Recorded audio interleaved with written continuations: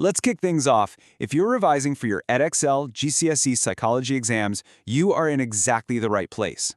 Today, we're going to dive right into this explainer and master the cognitive approach to depression.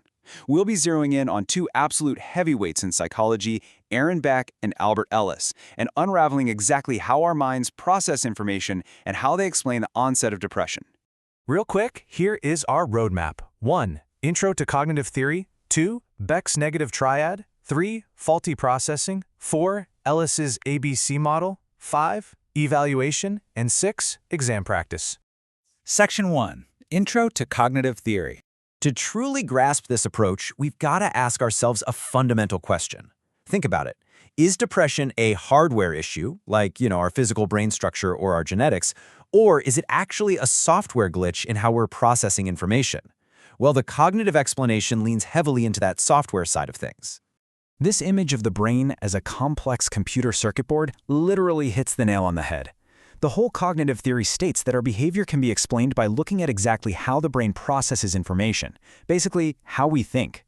So, following that logic, the cognitive explanation for depression suggests that it's faulty, irrational thinking that actually causes the depression. Section 2. Beck's negative triad. Now, to really get what Beck is saying, we first need to talk about schemas. You know what a schema is, right? It's essentially a bundle of knowledge that we store about a thing, an event, or a person. We start building these from a super young age, and we constantly add to them as we interact with the world.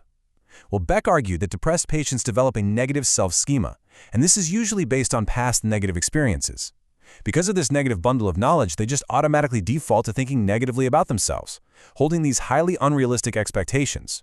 So, the really crucial point here is that this negative schema fuels what Beck famously called the negative triad. It's an overly pessimistic and honestly sometimes completely irrational view of three distinct things. First, the self, thinking things like, I'm ugly, worthless, or a failure.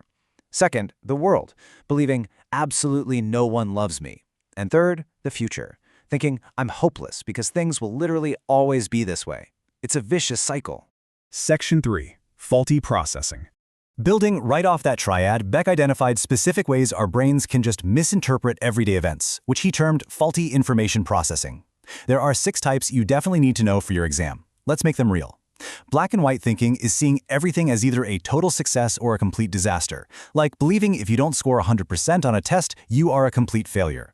Then there is arbitrary inferences, drawing negative conclusions with literally zero evidence. Imagine a guy assuming his wife's sadness means she's disappointed in him, when actually she just had a bad day at work. Next is selective thinking, completely ignoring the positive and hyper-focusing only on the negative. We also have overgeneralization, taking one single incident and drawing a massive conclusion, like if one partner was disloyal, assuming absolutely everyone is a liar. Then there's magnification, blowing things way out of proportion. You find a tiny scratch on your car and consider it an absolute catastrophe, totally forgetting about a great day you just had. And finally, personalizing, taking the blame for everything. Like when your boss praises your work, but because their tone is a bit flat, you instantly personalize it as a hidden criticism. Section 4. Ellis's ABC model. Let's shift gears to Ellis and see how he structured the development of these negative thought processes a bit differently than Beck did. Ellis came up with a really clear 3-stage process known as the ABC model. A stands for the activating event. Basically, something happens in your life. B stands for belief. This is how you interpret that activating event, and this belief can be entirely rational or completely irrational. C stands for consequences. These are the actual emotional and behavioral outcomes that happen as a result of your belief. It's such a brilliant way to show that it's actually not the event itself that causes depression, but our belief about the event. Section 5. Evaluation. All right, to hit those top marks in your exams, we need to put on our psychological detective hats and evaluate the strengths and weaknesses of these cognitive theories. On the strength side, this approach is fantastic at accounting for a person's life events. Plus, it has massive real-world application. It forms the very basis of cognitive behavioral therapy, or CBT, which is one of the absolute leading treatments for depression today. But there are definitely weaknesses. For one, we cannot easily establish cause and effect. It is incredibly tough to figure out if irrational thoughts are the root cause of being depressed or if they're simply a symptom of already having depression. Furthermore, it doesn't easily explain cases where depression happens right after a very obvious activating event, like a death in the family, where the intense emotional response isn't necessarily because of faulty processing, Interestingly, when we zoom out to the broader nature versus nurture debate, Cognitive theory actually acts like a bridge. Unlike purely genetic explanations that rely strictly on our biology, our nature, the cognitive approach acknowledges how environmental life experiences and our upbringing, our nurture, interact with our internal brain processing. It's a really powerful combination of both sides of the debate. Section 6. Exam practice. Let's look at an application question. Let's put this into practice with a specific scenario. Imagine this. Vijay is organizing his birthday with his friend Aaron. Aaron suggests a horror film, but Vijay's already seen it, so he texts back asking to see a comedy instead. Now, here is the key moment.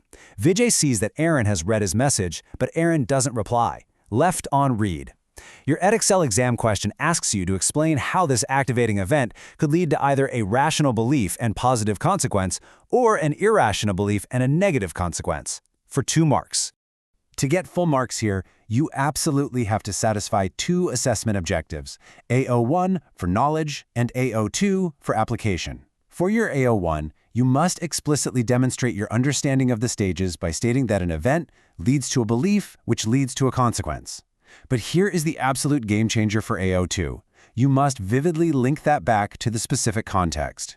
You can't just waffle about text messages generally. You have to explicitly reference the activating event of Aaron leaving Vijay on read. So, an example of an irrational belief would be Vijay thinking Aaron hates him just because he didn't immediately reply, leading to the negative emotional consequence of Vijay feeling depressed or isolated. We've covered a ton of ground today: Beck's triad, Ellis's ABC model, the key evaluations, and how to conquer that exam application. But I'll leave you with this final thought to reflect on.